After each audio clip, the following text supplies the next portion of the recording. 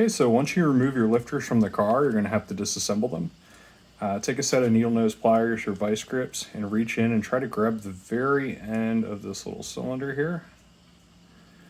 Then kind of twist to break it free and slowly pull. And that should start to come out, and there you go. So this piece in here is your actual lifter and the lifter body. This should have some spring to it. All mine were stuck. Further you'd go to disassemble this, you would slide out this inner little piston here to the outer edge.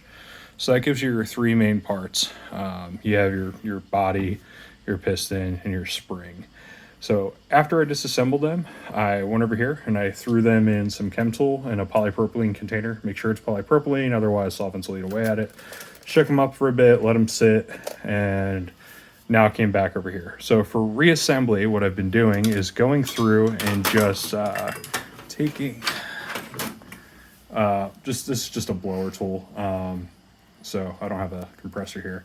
So I just kind of blow them out and make sure that that little check ball that comes inside this little cage, it's a check valve, is actually functional, and I blow all the gunk out of there. So once that's good, and you heard you had flow there, I'll reassemble these guys, and the spring goes on top of that little cage that holds the check ball.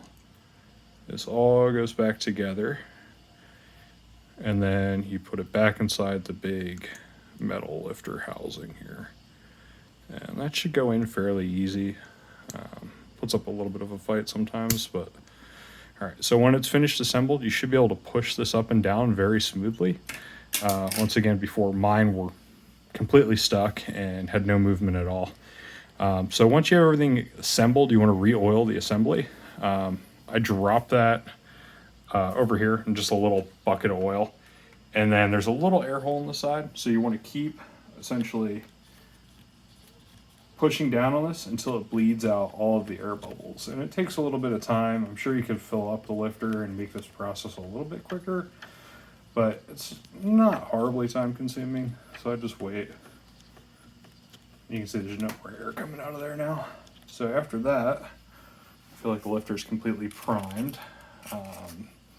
So this was out of lifter 7. So I'm going to take this out of the bucket of oil and then take it over to the car and then drop this right back in the cylinder head in spot 7. And then I'm going to make sure that it's got free movement. And that's it.